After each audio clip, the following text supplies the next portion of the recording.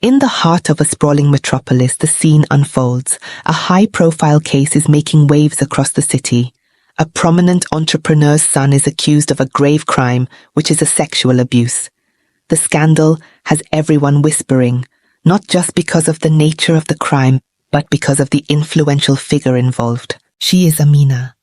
She is a detective, known for her uncanny ability to navigate the murky waters of the law, especially when it comes to saving the powerful from their worst nightmares. The entrepreneur, desperate to protect his son and his reputation, hires her, a well-known detective, seasoned and shrewd. She has a reputation for getting people out of situations that would bury most others. She's not just a detective, she's a fixer. Amina goes for the confrontation with the victim's parents. The detective knows exactly how to play this game. She looks into the eyes of the girl's parents, her voice cold and calculated. "Look," she says, "his father is a wealthy man, one of the richest in the city. He has the money and the power to get his son out of this, no matter the verdict. Even if the case goes against him, it won't matter. He'll bail his son out, send him abroad, and the scandal will fade away. But your daughter," the detective pauses, letting her words sink in, "your daughter will be left here, with her name forever tainted. Who will marry her then? Who will care for her reputation? You'd be better off taking the money and dropping this case." The parents are visibly shaken by the detective's argument. The mother, overcome with frustration and grief, rises and exclaims, "You don't have a daughter, so you can't understand my pain." Her daughter, though worn down, tries to console her. "Mom, maybe they're right. We don't have the resources to fight them. Let's just let it go." The detective, sensing her victory, presses on. "Your daughter is wise. She has a promising future ahead. So will you withdraw the case?" With no other viable option, the parents reluctantly agree. Her co-worker, unable to hold back any longer, asks, "Don't you feel guilty for talking to the victim like that? Do you even realize how she must have felt to the point where she attempted suicide?" Amina's face remains impassive. "I have no emotions about this," she replies coldly. "I'm here to do a job. I'm here to protect my client. That's all that matters to me. I'm getting paid to do this, and I'm focused on that. Nothing else." The co-worker is left speechless, stunned by her coldness. But who is this lady Amina? She's not just a detective, she's a woman with a heart of steel, someone who's fought tooth and nail to be independent, to be financially free. She's trained herself in boxing and martial arts, preparing herself for any challenge, any threat. She's a survivor, and she knows that in this world, power and money are everything.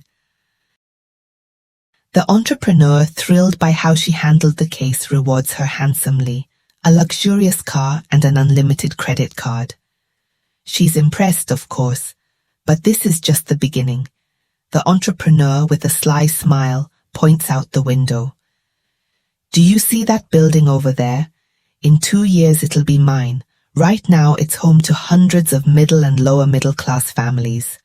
I'm going to tear it down and build a massive studio complex. There will be legal battles, no doubt, and I'll need your help again." He grins, confident. Amina matches his smile, her voice calm and steady. "Of course, we can take care of it," says the detective with a confident smile.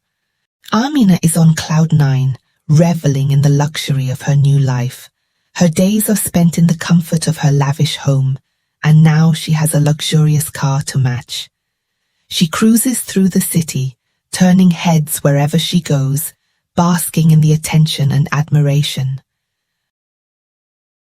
But one fateful night, as she drives home, her joyride takes a terrifying turn. Out of nowhere, a massive truck barrels toward her, speeding uncontrollably from the opposite direction. She desperately tries to control her car, but it's no use. Panic sets in as the truck veers off course, crashing headlong into her vehicle with devastating force. In an instant, her world is shattered. The car crumples under the impact, twisted metal and shattered glass everywhere. It all happens in the blink of an eye. The next scene reveals Amina in a place that feels otherworldly, a space bathed in pure white with lavish decor and a serene, almost surreal atmosphere. Everyone around her is dressed in pristine white clothing, moving about with a calm detachment. Suddenly, a receptionist approaches with a welcoming smile. "Welcome, welcome. What's your number, by the way? Oh, let me see. It's 45,716, isn't it?" The receptionist glances at a list, checking her details. Still in shock, Amina stammers, "What happened to me? Why am I here? Who are you, by the way?" The attendant, after entering the number to retrieve the details, is visibly unsettled. Her face shows a mix of confusion and alarm. She rushes into the back office where her manager is berating a worker with exasperated frustration. "What have you done?" the manager roars, his voice tinged with dark humor. "You've just sent someone to hell who was supposed to go to heaven. If you keep this up, both of us are going straight to hell. No one will remember our good deeds if we're constantly screwing up." The attendant, now frantic, interrupts. "Chief, we have a situation. There's someone outside who isn't supposed to be dead. What should we do?" The manager's eyes narrow as he demands the ID. After scanning the details, he turns back to the worker with a scowl. "I'm going to send you to hell myself. What did you mess up this time?" "Sorry, boss," the worker stammers. "It was supposed to be the truck driver who should have died yesterday. There was a glitch in the system when I tried to submit the details. The software crashed, and he escaped." "He escaped?" The manager fumes. "Well, don't worry. Today you're taking his place." The attendant, clutching at straws, says, "Chief, we haven't officially confirmed her death yet. Our notes indicate she's still in coma." The manager, deep in thought, then decides and calls Amina into his office. "Madam," he begins with a solemn tone, "you've arrived here in what is essentially the waiting room of heaven. We're about to determine whether you'll go to heaven or hell." Amina got shocked and disoriented. She protests, "How can this be? I was in perfect health, living a luxurious life, eating only organic food. This shouldn't be happening." "Madam, that's fine, but you were involved in a car accident. I was driving a luxurious car. How was that even possible? It had an automatic braking system." The manager gets furious. "Madam, if your time is up, even if you are driving a luxurious car with an automatic braking system, you will be sent up. Your organic food and luxurious apartment are not going to come with you. Only you will come with your deeds." Amina then pleads with the officer. "Sir, please do something. I shouldn't have died now. I need to go back. Please help me." The officer, noting her distress, responds with a blend of sympathy and formality. "I understand your situation. You look quite sorrowful. Let me offer you an option. We have a program. If you work for us in it, we would be able to send you back to your life." Confused and hopeful, she asks, "Program? What kind of program?" The officer explains, his tone matter-of-fact. "Nothing much. We have mistakenly sent someone to their final destination who was supposed to die in 2 months from now. You will have to go and live in her body for 2 months." Surprise and shock cloud her expression. Surprised and shocked upon hearing it, Amina asks, "How is it possible for me to go and live as another person for 60 days?" The manager, now addressing her directly, maintains a pragmatic tone. If you're so concerned, we have others who are willing to take this offer, madam." No, I will take this up," says Amina with no other option left. Amina is led to a console and instructed to place her hand on it. As soon as she does, everything goes black. When she opens her eyes again, she finds herself in a middle-class apartment, wearing a dress that looks old and wrinkled. The dress smells slightly unpleasant. She is in shock and wonders internally, "Where am I? How did I end up here?" Looking at her reflection in the mirror, she sees herself dressed in this middle-class attire and gasps in horror. Her husband, hearing her noise, comes out from the room saying, "You have the same habit of watching movies all night and then waking up the next morning. behaving just like the heroine from those movies. Look, even now you're wearing my trousers. What? Is this yours? She exclaims. Oh God. She tries to remove the trousers but can't do as well. As she heads to the hall where she finds a teenage girl sitting at the dining table, the girl looks at her and says, "Today, like every Monday, it's the same story, huh? You haven't made any breakfast for me." Amina moves to the kitchen, where a 5-year-old boy rushes in from another room calling out, "Mom, I'm up." He runs to hug her. Amina thinks to herself, what is happening? How did I become a mom here? Oh God, what is going on around me? She then gazes at a photo frame on the wall and recognizes herself in the picture. Realization hits her. She's already married and has 2 children, 1 daughter and a 5-year-old boy. Internally, she reflects, I wanted to live my life independently without relying on anyone, especially men. I never wanted to get married and now look where I've landed. Her husband emerges from the bedroom, notices the empty dining table and concludes that there's no breakfast today. It's okay, I'll manage with whatever is available, he mutters, grabbing some cereal left for the child. He quickly drinks it and heads out for work. Amina is at a loss for what to do. She exits her house and, in frustration, shouts, "Celestial Manager, what have you done? I've never lived in a middle-class apartment." Just then, her 5-year-old son rushes outside, handing her a wallet. "Mum, you forgot this wallet." She opens the wallet and discovers her name, Nkosi, and learns that she is now 34 years old. An idea begins to form in her mind. The boy tugs at her, saying, "Mom, we're running late for school, let's go." As they leave, they encounter a person obsessed with money who confronts her. "Look what your kid has done. I posted some flyers for my shop in the elevator, and your child tore them all apart. This is why I don't support giving space to middle-class families here," the person complains. The heroine, visibly agitated, thinks, "Middle class? How dare you? If you keep talking like this, I might just kill you. I'm far richer than you." Amina fumes internally. Her son interrupts, "Mom, it's really late for school, let's go." At the bus stop, she finds herself surrounded by a group of women who seem to be friends of the lady of the house. They ask her, "What movie did you watch last night?" They touch her hands and pat her shoulders, an experience she has never encountered before. As the school van arrives, the boy asks her for a goodbye hug. She reluctantly raises her hand in farewell and starts to leave. The women call after her, "Hey, why are you leaving? Don't you know we're starting a business?" Curious, she asks, "Oh, what kind of business?" Amina is caught up in a conversation within those ladies. One of them complains, "You always forget things. Look, there's a department store opening across from our building. They need paper bags.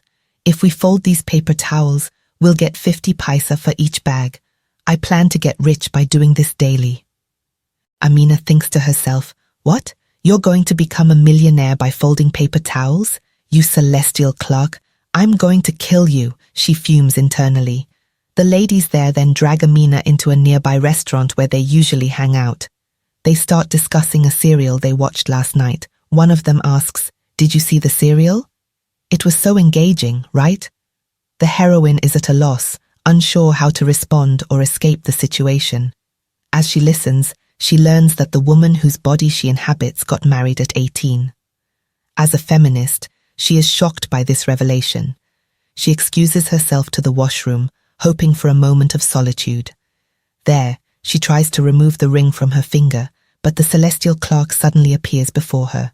He warns, "If you remove that ring, you won't get your life back. You'll have to stay here for 60 days. But you didn't tell me all these details. She got married at 18 and has 2 kids. Look at all these aunties around. They're asking me to fold paper towels." The clerk responds, "Madam, that's the deal. You have to live the life of this person. You shouldn't be expecting any past life memories here." She then sits at home thinking out loud, "Okay, so I am here as a person who got married at the age of 18 and is living a typical middle-class life. Whatever be it, I can't wear these dresses." She decides to go shopping and buys all kinds of expensive clothes. She swipes the card and discovers there's no balance left on it. The person at the department store counter says, "Madam, you don't have any balance on this card. Do you have cash?" She looks in her wallet to see if there's any cash left, but the amount inside can only cover 10% of what she's selected. She doesn't know what to do and looks visibly confused. At the same time, she gets a call from one of her neighbors asking, "Where are you?" "Your kid has come back from school and is waiting at the entrance." She rushes back to the apartment building. The kid, with a surprised look, asks, "Why didn't you come earlier?" Her mind voice is like, okay, don't look at me like that. Even I'm struggling here." They move into the apartment lift where the same person she met earlier, the one obsessed with money in the whole building, is waiting. The woman says to her, "I saw you in my store struggling to pay the bills. You can't afford to buy all those expensive things we have, right?" Amina is upset and unsure of what to do, yells at herself internally, and heads back to her home. That night for dinner, she cooked beefsteak and omelette, the kind of meal she used to make during her luxurious life. However, the entire family struggled to eat it since they had never had beefsteak before. After a while, she asked the family, "Look, I've been working hard for this family for several years now. How about me going on a vacation for a month?" This was her attempt to escape from her responsibilities for at least a month. But her daughter, sitting across the dining table, quickly responded, "If you go on vacation, who's going to cook for us? Who will drop this boy at school and pick him up when he comes back?" Amina replied, "We can hire a maid for a month." Her husband looked visibly surprised. Then her daughter added, "Last week I asked you for pocket money, and you said you didn't have any. When I asked for acting classes, you said we couldn't afford them. Now, how will you go on vacation? Do we even have the money for that?" Amina doesn't know how to respond, and her husband asked, "Are you still hung up on that movie?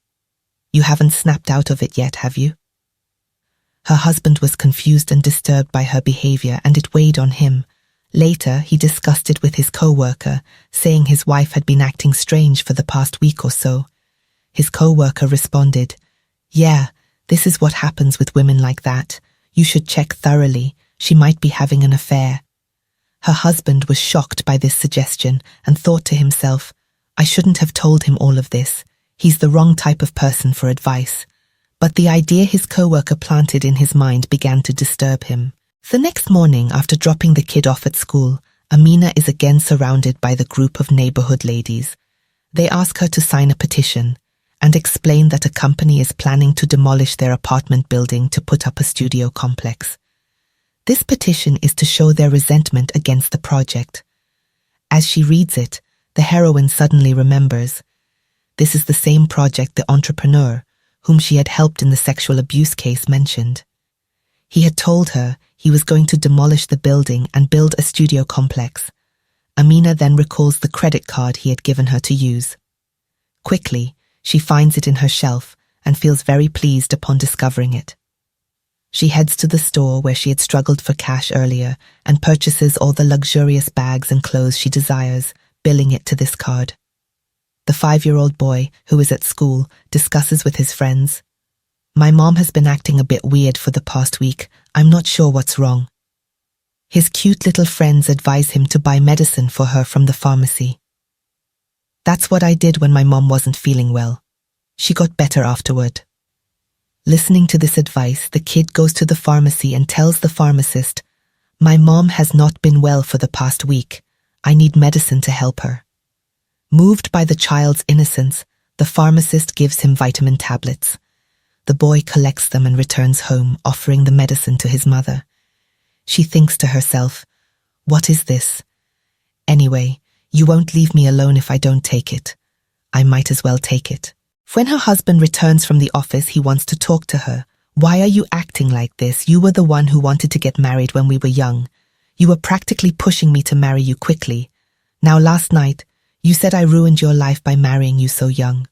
I don't know what's happened recently." Amina looks puzzled upon hearing this. Oh, she has such a flashback, realizing, "Without knowing, I yelled at him last night for marrying me at such a young age and ruining my life. Oh God, this is all getting troublesome." While all of this was unfolding, the teenage daughter arrived home complaining, "Mom, I'm hungry. Do you have anything to eat?" Her husband stormed out of the room, exclaiming in frustration, "Oh goodness, what have you done? Look at all these luxurious clothes you bought. This is 6 months of my salary. Why did you buy these expensive clothes?" "It's my money," she retorted. "I bought them with my credit card." "Your money? We have never lived like this before," he shot back. As the argument continued, there was a knock at the door. Police personnel announced that they needed to speak with the husband. "Your wife has used a credit card belonging to a detective who is now in a coma. She has bought expensive items with it," they informed him. The police began interrogating Amina, pressing her on how she came into possession of the detective's credit card. She thought to herself, "How can I explain that this card is actually mine?" She attempted to bluff, saying, "She's a friend of mine and she gave me this card to use." The officers were not convinced. Her husband intervened, trying to defuse the situation. "Why are you treating my wife like this? The detective and my wife are friends. She visited our home and considering our financial status, she gave us this card. What's wrong with that?" Unable to argue further, the police stated, "Until the detective regains consciousness, we cannot verify your claims. For now you may go. We will follow up on this matter later." Amina comes out thinking, "Oh, I have made a big mistake. I shouldn't have used that card." Her husband asks, "I'm taking care of you well, right?" She doesn't have anything to say. Her husband continues, "I'll ask you one thing. Do you have an affair?" She is shocked and replies, No, nothing like that." Her husband responds, "I know. I just asked. I know about my wife," and gives her a tap on the head before moving away. The heroine is very surprised by his reaction and realizes that he is such a gentleman. Even after all the chaos that has happened, he still stands by her. She has never come across such a man before. After her mother's death, she grew up without the love and affection of anyone, and her focus had always been on money. The love and affection shown by her husband are entirely new to her, and she appreciates being cared for with such warmth for the very first time in her life. She returns home and is seen reflecting on the incident on her terrace.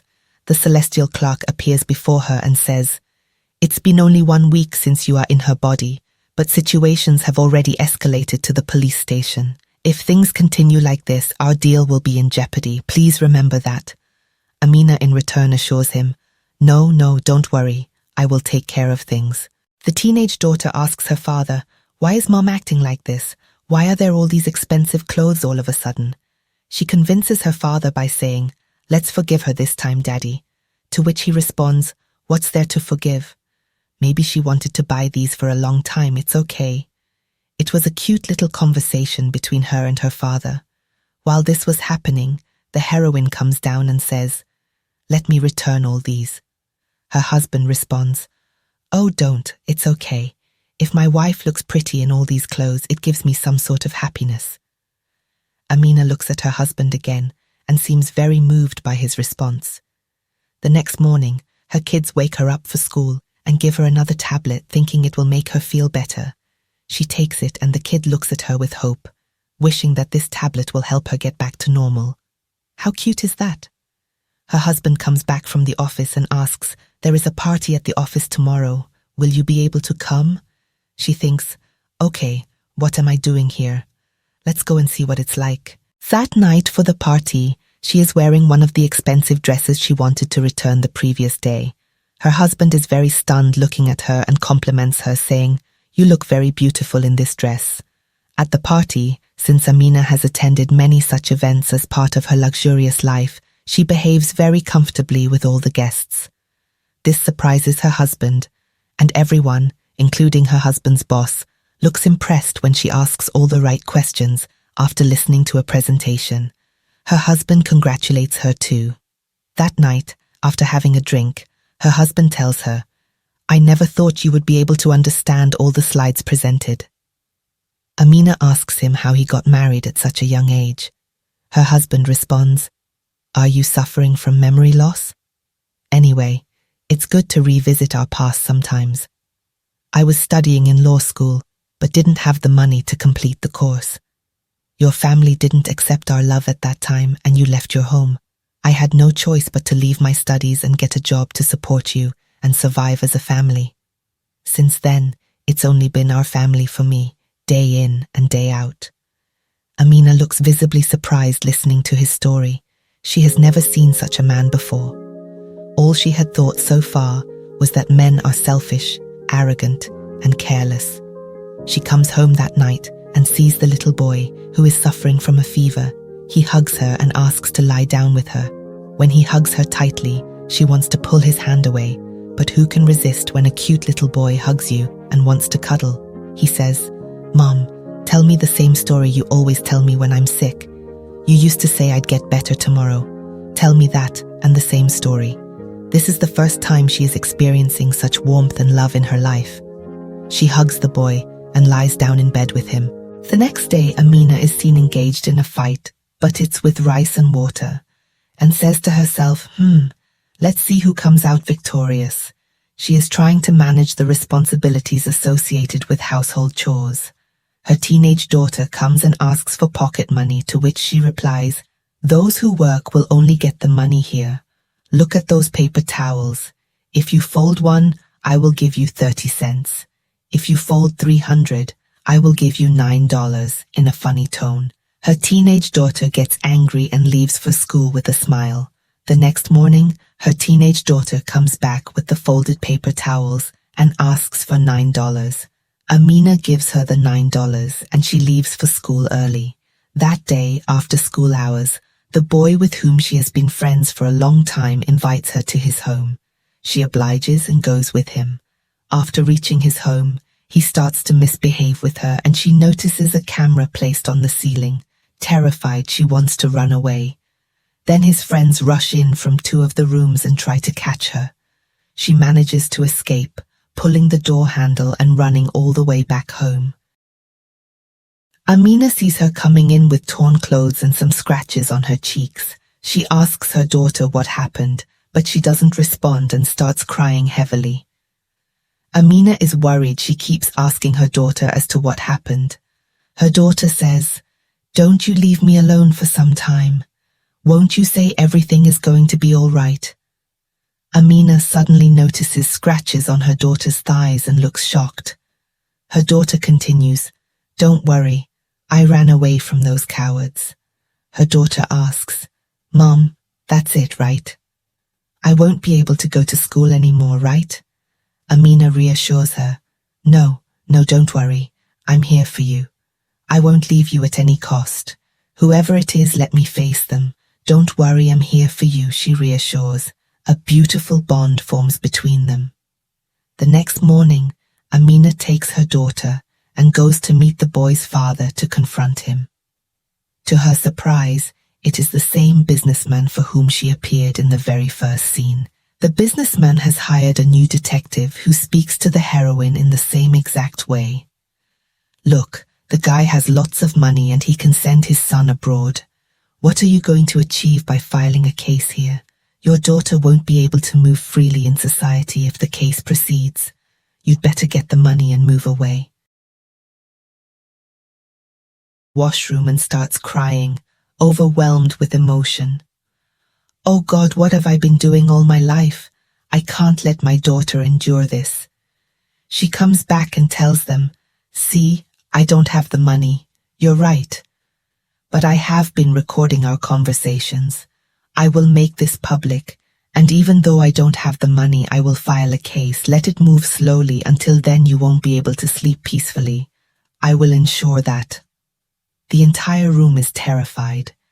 She then looks at the boy and says, "If a girl comes with you, it means she trusts you, not the other way around." She pulls her daughter and returns to the apartment. Her daughter says, "I love you, Mom. I never thought you had this much courage and grit. I want to be like you." She hugs her, and the heroine feels motherly love for the very first time in her life, tears streaming down her face. Amina hugs her daughter back. Life moves on. Amina gets comfortable with her role and enjoys all the banter and laughter with her family, her daughter, and her son. She even enjoys being in the company of those neighbor ladies. She has started to love the life of the lady she is filling in for.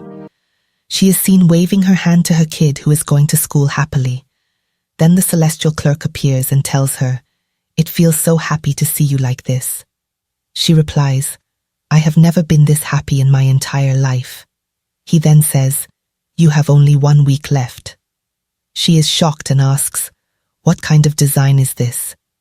2 beautiful kids who love their mom so much, and a very good husband who is ready to do whatever for the family. If you come and take their mom out of their lives, how are they going to cope with it? Please don't do this, she pleads. How is she going to die? For whom am I filling in now? How is she going to die? The Amina asks. The celestial clerk says, "I can't reveal that. But look, life is very short. Everyone is making it more complicated by indulging in fights, jealousy, hatred, and getting into unwanted competition. They are running after money and fame. We have given a wonderful thing to all of them, which is the most pleasant thing, which is your family. But most people don't realize its importance. I hope you have understood its value in the last 2 months. It will definitely be a great loss for this family if their mom dies, but birth and death are a balancing act." Amina cries and says, "I still can't accept this. I can see their pain." The celestial clerk replies, "If that's so, look for ways to reduce their pain. You have 2 weeks left." The heroine cries and thinks. The thought comes to her mind that she doesn't need that luxurious, lonely life at all. Instead, she can be this happy mom and do whatever she desires from here by being with this family. She doesn't have that control though, and bursts into tears thinking about all this. Amina gets a call saying her kid has fainted at school. She rushes there and takes him to the doctor, who says there is a small scar growing inside his eye that needs to be operated on. Only then will he be able to see clearly in the future. She is heartbroken upon hearing this. She realizes the pain and agony the child must endure and wonders why he has to go through such suffering. The celestial clerk appears again and she asks, "What have you done to the child?" He replies, "Even though you are a temporary mom here, whatever good and bad deeds you have done will affect the family and the children. As part of your life, we have to give this to the child." She cries in agony. "This is ridiculous. I am temporary. I can't bear to see this innocent child, who even brought me vitamin tablets when I wasn't speaking to him properly, go through this because of my actions. Please show some kindness. Can you really be this harsh to a 5-year-old boy?" The celestial clerk says, "Life is such. I can't do much here," and disappears again. That night, she hugs her child, looks at his eyes, and is seen in tears. As the child falls asleep, she tells him, "Even though you are sleeping, you know what? My father left us at a very young age, and my mom struggled a lot to raise me and my siblings. At that time, I decided I wanted to live my life without depending on anyone, but now I feel like I want to lean on someone else's shoulders and cry when you're going through tough times. I feel like I need someone around us to love and show affection, and to have some kids, but I'm so unlucky." The next day, the surgery for the 5-year-old kid is scheduled. While Amina is waiting outside the hospital, the celestial clerk appears. He asks her to come outside and get into a car waiting for her. He tells her that the life she is living here is about to end and she will return to her old life. She responds, "How can I leave now? My kid is going through surgery inside. My family members are anxiously waiting outside. How can I leave now?" The celestial clerk replies, "This is not your family. You are here temporarily, filling in for 60 days. The heroine insists, "No, this is my family. He is my child who is inside. Please allow me to see how he is responding to the surgery. Please let me stay," she begs with tears streaming down her face. She starts running towards the hospital. The celestial clerk was speechless. "At least give me 5 minutes. Just 5 minutes, please," pleads Amina. Moved by her desperation, the clerk allows her to go in for 5 minutes. She runs inside and tells her teenage daughter, "You should not give any trouble to Dad. Be a good girl, take care of the little one, and behave well." Her daughter responds, "Mum, what happened to you? Did you watch any new movie last night?" without knowing what is about to happen next.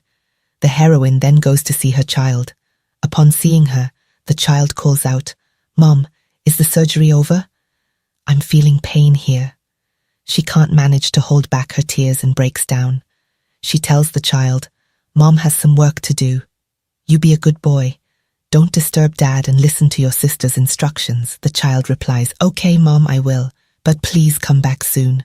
She can't resist crying even more. Amina then goes back to her husband and says, "Please take care of our son and daughter." He responds, "Oh sure, but what happened to you? Why are you saying this?" She explains, "I need to go out for a while now." He replies, "Okay, madam. Until you come back from the store, I will take care of the kids." He jokingly adds, unaware of the gravity of the situation. Imagining the situation, she walks out toward the celestial clerk, thinking, "All my life, I have lived without love and affection. Over the past 60 days, I have received it in abundance. I can't leave all this behind and go back. Oh God, is this destiny?" She gets into the car where the celestial clerk is waiting. When she opens her eyes, she finds herself in the hospital, back in her old life. Her co-worker tells her, "You were in a coma for the last 2 months." She rushes out of the room to see what happened to her child in the hospital, but there is no one there. She realizes that she woke up a week after the child's surgery. No one is at the hospital right now. She goes to the apartment next, but again finds it empty. She is puzzled about what might have happened to them. With no luck, she comes out of the apartment and walks around, reflecting on all the memories and the life she had been living for the last 60 days. She spots the neighborhood ladies sitting in the same restaurant and chatting, but they fail to recognize her in her old body and face. She looks at the bus stop and recalls the scenes with the little kid, who used to say goodbye to her from there after getting into the school bus. She then goes to meet her co-worker, who had initially questioned her about why she was doing this to the girl who suffered in the sexual abuse case. She hands him a recording containing all the conversations and evidence against the perpetrator. She tells him, "Please pursue this case and get him convicted." He is surprised and says, "Oh, good. What happened to you?" She remains silent. He continues, "Anyway, it's all for the best. You were in a coma, but life seems to have taught you a lot. Thanks for this. I will take up the case in support of the victim." She then says, "I'm not going to continue this work. I'm going somewhere else. I don't know where for now." She leaves and goes to her luxurious apartment, packs all her things and decides to leave for her mother's native place. Her mother is no longer alive, but she wants to go there and see her coffin one last time. At the airport, while searching for her seat on the plane, she hears a voice say, "Madam, can you please move a bit?" She turns around in surprise to find the 5-year-old little kid. Stunned, she bends down and hugs him, saying, "Oh boy, how are you now?" The kid, surprised, asks, "Do you know me?" She responds, "Ah yes, I'm your mom's friend." She then turns around and sees that the teenage daughter and her husband are also coming to sit in the next row. She asks her husband, "How are things?" He responds, "Oh, do you know about my wife?" She remains silent. He continues, "My wife passed away unexpectedly a week ago. The kids are in shock. At my office, they transferred me to a different city, so I'm taking the kids with me to help them feel better."